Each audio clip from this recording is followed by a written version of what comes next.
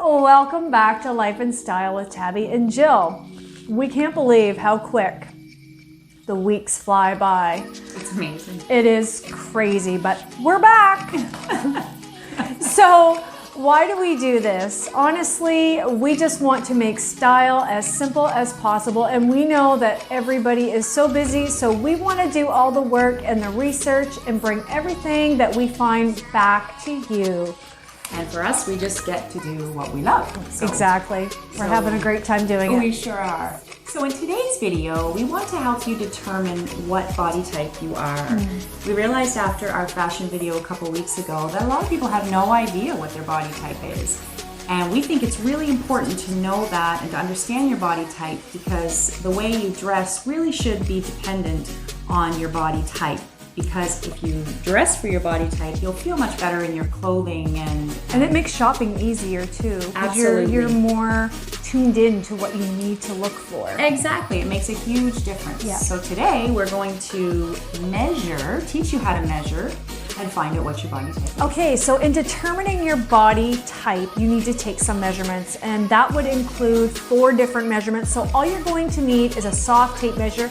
You want to make sure that you're wearing something light, lightly padded bra, thin clothes, like a thin cami, and some fitted like workout pants or something like that, so that you can get proper measurements and you're not bulky. Right, you grab a spouse or a friend or you someone. can do it by yourself too. I can do certain ones by yourself, but I do feel like certain measurements are hard to get on your own. So it is nice to have a buddy to help you. So the first measurement that you're going to need to take out of the 4 would be across your shoulders. So what you're going to do, I'm just going to demo on Jill here. So you need your soft tape measure, and you're going to place the tape measure and drop your arms all the way. And you just want to make sure that you're standing as natural as possible and not rounding your shoulders or bunching them up. Keep your shoulders down, good posture. And then you just want to put that tape measure just below where your shoulder rounds, so that you're getting the bulkiest part of your shoulder. Yeah, just the area before it slips up over. Exactly. Yeah. So for our second measurement, we're going to measure the bust area. So you lift the arms, and I'll go over here, and you put the tape around the most prominent part of your bust area to the front. You have to make sure that the tape is not drooping in the back or sliding off the back. It has to be not extremely tight, scooping. but no scooping at all in the back. Yeah. So then you write down that measurement. Okay, so the third measurement you're going to need to take is the natural waistline. So where that usually ends up being is right around your belly button zone, depending on the torso. Sometimes it's a little bit above. But yes, it's right in that area. So just look for that natural curvature of your waist. You're going to get that smallest measurement that's in that line of the body. So, I'm gonna lift my arms. yeah, I'm always trying to not go over your head here. Okay, so you're just going to find the natural waist. Keep it straight, keep it taut, but not too tight that you're cutting off circulation, okay? Right about there. So the last measurement that we're going to show you how to take, I guess it's fairly common sense, but you will need this measurement, is your hip measurement. And to find the spot that you want to measure, you find your largest part across. Generally, it's about the center of the buttocks, or you know, just your largest spot. You take your measuring tape, and again, you don't do it extremely tight, but just taut enough to get an accurate measurement. And you come around like so, get your measurement, and then write it down. And that's the 4 measurements. Yeah, this is my least favorite. Okay, so once you have jotted down your 4 measurements, this is a very important part, because every time you go to shop, I love to shop online. I prefer to shop online. I know that sounds crazy, but I do. So when I find a store or whatever that I like to shop from, I have my measurements and I can go to the sizing chart. There's always a sizing chart with any store that you're purchasing from. Yep. So take your measurements and go to that size chart and cross-reference your measurements with their size chart. And if you are in between, like an extra small and a small, you're gonna go up. Go to the small. Yes. If you're a medium, if you're between the medium and the large area, go to the large. You're always going to Yes. want to go up instead of down if you're in between. That's more likely to work because you can't wear something if it's too small and, Right. and what have you. So Yeah, yes, it just size- makes life easier. For So it's sure. also important with your size charts that you know that sizing for, say, petites, for instance, they're always smaller. So you have to find the right sizing chart because the actual sizing chart may be different. For instance, if you're a size 6 in a regular, then probably it'd be a size up an 8 in a petite size. So that's important too.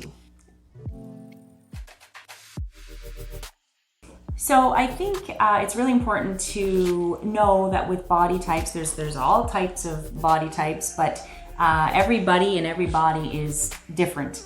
And that's okay. Sometimes Tabitha and I actually have very similar body types, but we're different We have different variations. variation, yeah. Yeah. So nobody fits into just, you know, box. a box. Everybody's different. So, but if we have guidelines of, I mean, maybe there's a combination body type or Right. what have you, which is often the confusion why people don't know their body types because they do have a combination of Yeah. two. So let's go in and see what we do with those measurements, how we figure it out.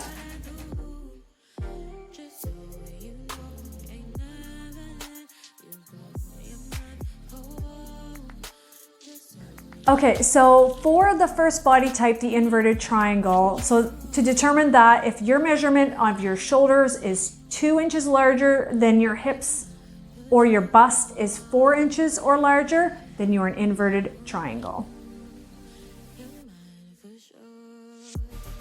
So the next body type is the triangle, and that is if your hips are 2 inches or more larger than your shoulders, or if your hips are 4 inches or more larger than your bust area. And actually, the triangle is the most common. Body type that there is in women.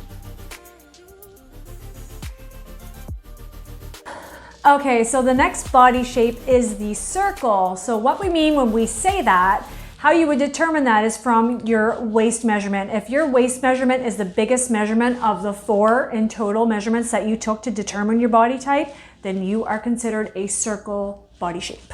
Yeah, just generally the weight That's where the is held in midsection. the midsection. Yep. Yeah. And today we've actually described body types as being geometric shapes because we decided we really don't like, as women, we don't really like our body types being described as fruit. Yeah. So up next is the rectangle, and basically the shoulders, the waist, and the hips have very similar measurements. There's not a lot of definition in the waist for this body type. Yeah. Okay, so the next body shape is the hourglass. So with the hourglass, the waist is going to be much more defined than the rest of your measurements. So when I say that, I mean 8 inches or smaller in your midsection. That would determine that you're an hourglass shape. So now you can take those measurements and you can figure out what your body type is, because we want you to join us next week where we actually have some models that are going to be joining us, and we are going to be consulting with them. Styling them. So we're gonna have a lot of fun with that. We're really looking forward to that and sharing it with you guys. Super, super excited. Absolutely. So join us next week and we're going to have some fun. Okay, have a great weekend, guys. Thanks, guys. Have a great weekend. Take care. Bye-bye.